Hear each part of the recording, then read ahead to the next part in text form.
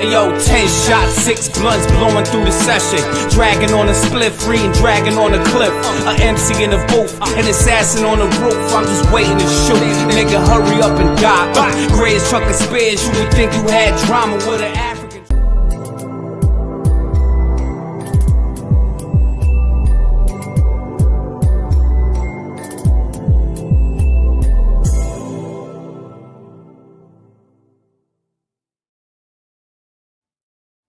What's really good, ladies and gentlemen? It's the OG Boricua Dandara, a.k.a. Chef. I'm here with the GOAT. I've been told he's the greatest of all time. I can't debate it. He's recently signed to Urban Pro Wrestling. So for that guy over there, I won't say 5150, the official flag guy of 5150. My brother, how are you doing? Because I heard you are the greatest of all time, the Michael Jordan of podcast, the greatest man amongst men. How are you doing? Thank you, sir. Thank you. First of all, I want to say thank you to my 5 followers. I do this for you guys. You guys keep me going. You guys rock. I'm here, Chef. I'm here, bro. The big surprise, man. We got 2 big surprises for Charlotte. We have the Mortons, Ricky and Kerry Morton, which is Ricky Morton's son, go up against the Von Erichs, which is crazy.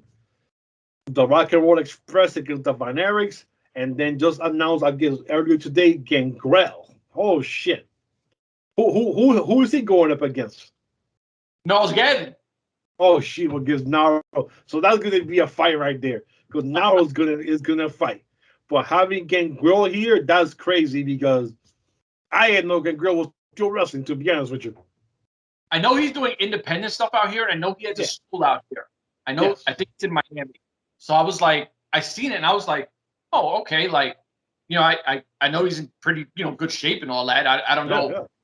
Yeah. He better be in really good shape, because like we were just talking about Gnarls Gavin. Gnarls Gavin's an aggressive fighter. He's more of a brawler style. So I don't see Gnarls Gavin taking his foot off the gas for Gangrel. Gangrel better be ready for a fight. I mean, this thing is kind of cool because, like I said, Gangrel was like the guy who brought in the Brood. Yes. And he was the one that brought in, the future Edge and Christian. 2 Hall of Famers. And then when they broke up, he went and got the Hardy Boys as part of the Brood. When they turn heel, and at that time they were still up and coming, so they weren't even like established stars yet. The Hardy Brothers at that time. I thought they were ready. See, that's why I love when you're on these, because no.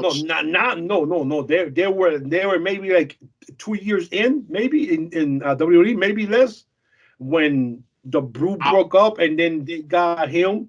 Gangrel, took both of them as the new Brood, and then they kind of got escalated, and then they turned on Gangrel, and then that's when the run big time took off from there, and then we know the rest of the history. But at that time, I mean, he had 2 tag teams of 4 guys who are either current Hall of Famers in WWE or future Hall of Famers in WWE, meaning the Hardy Boys, and they're Hall of Famers outside of WWE. It doesn't matter if they are not. Impact Wrestling, Ring of Honor, they've been everywhere. So those guys are 4 future Hall of Famers in the Indies, period. So, I mean, the guy worked, so he trained them, and you've seen, especially Edge, gives a lot of kudos to Gangrel. So. Oh, yeah. See, but that's the dope part of this is I'm not a Matt Hardy fan. This is no breaking news. But Matt Hardy is a first ballot Hall of Famer. That's guy. Yeah. Oh God, yes. When they broke up, the first time when they broke up and they broke him up, I always thought Matt Hardy was going to be that guy. I thought he was going to be the Jeff Hardy of back then, but it never happened. I don't know why. I don't know why it never happened. But he had his own career, but it's not as big as Jeff Hardy's career. No, but you know what? Salute to both of them. Salute to Matt Hardy. Yeah. Hardy. They're both legends. You know what I'm saying? Now, the one question I have for you, because I don't know nothing about Kerry Morton, and you touched on it real quick, and we'll end on him. I know everyone knows the Rock Roll Express. Everyone knows the Von Erichs. You know what I mean? Like this is a legacy name match. The Mortons and the Von Erichs, that's wrestling royalty names. But what can you tell me about Kerry Morton? Because I don't know nothing. Yeah, Kerry Morton is the son of Ricky Morton. So that's his son. He's like, I want to say between 19, 21 years old. Oh, he has. Oh yeah. Oh, he's a kid. He's a kid. He's a baby. I want to say he has less than 50 matches under his belt, for sure. So because I know I've seen him wrestling. First time was last year when I really saw him wrestling down in SWE Fury. But now he's getting a lot of matches in N.W.A, especially N.W.A USA. He wrestles a lot there, and he be doing a lot of single matches there. So you can see the development that they have on him and how he looks into the future of being either a singles wrestler. I'm still hoping Robert Gibson has a son somewhere that we don't know about, or they bring an uncle, or they bring his cousin or something, and they make the new Rock and Roll Express of 2022, the like 22nd century Rock and Roll Express, because that would be some shit if that ever happened, bro. If they could find Robert Gibson's son somewhere, and they have the new Rock and Roll Express going forward. But yeah, but Kerry Morton, man, you know, he looks just like his daddy looked back then, back in the 80s. Young, good looking, you know, got that slinky body who could do the maneuvers. So, you know, he's getting trained by the best. He's wrestling with the best talent in N.W.A. They have him. They give him a lot of trust because they have him in the N.W.A USA, and he's going to be part of the N.W.A Junior Heavyweight title scene. So he's in that. So you know, and that's what that show is for, is to give the lesser guys more shine on their own for the N.W.A Junior Heavyweight title. So okay, yeah, so this might be a one-off kind of open door with N.W.A kind of thing. What, him? Yeah. No, he's there. He's been there already the whole season in WUSA. Oh no, that's what I'm saying. If MLW don't have him, he's just I'm pretty sure MLW is like a one-time thing because they're going to be in Charlotte. So you have the Rock and Roll Express, who were huge in the Charlotte scene back then. You know, when they were battling the Horsemen and shit like that, Midnight Express, and go. So that right there, I wish it would have been Robert Gibson would have been there. It would have been, you know, more, but I mean, it's still legacy is still there. So that's amazing right there. So. Absolutely, and it's giving Charlotte back something of home, and you have Von Erich, so it looks good. And Ricky Dragon Steamboat's going to be there still. So you know, unless they pull somebody else, you know, from somewhere that we haven't heard of in a while and bring him in, then you know you can make the powder sweeter.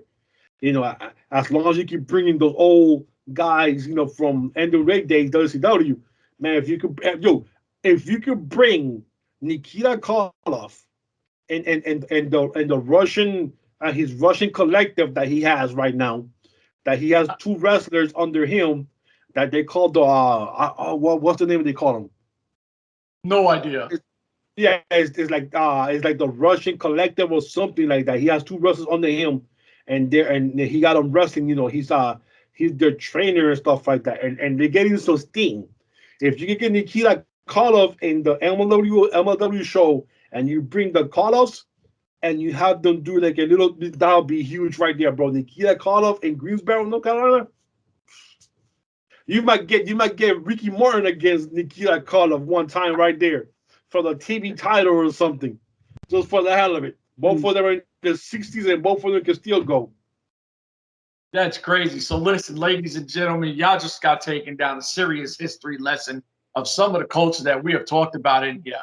For myself, as a matter of fact, I want to go later on and tweet Kurt Bauer, bring Nikita Koloff and the Russians to the Greensboro, North Carolina, have them jump Ricky Morton, Robert Gibson, and the Von Erichs. Dude, that'll be the crazy shit. The Russians are attacking. They're destroying everybody. Bring us back to the 80s. Take it back to the Cold War, baby. Yeah, man. Bring us back to the 80s where the Russians were the Russians and everybody hated the Russians. Bring the Russians out and start destroying everybody. You know what? Before we get canceled on here for sensitive people, ladies and gentlemen, I got to cut this crazy guy off because he's making too much sense, which makes sense because it's too much sense. So when he's right, he's right. When he's wrong, he's right. I'm just telling you the man is right. Ladies and gentlemen, for myself, the big homie, we out of here. Deuces.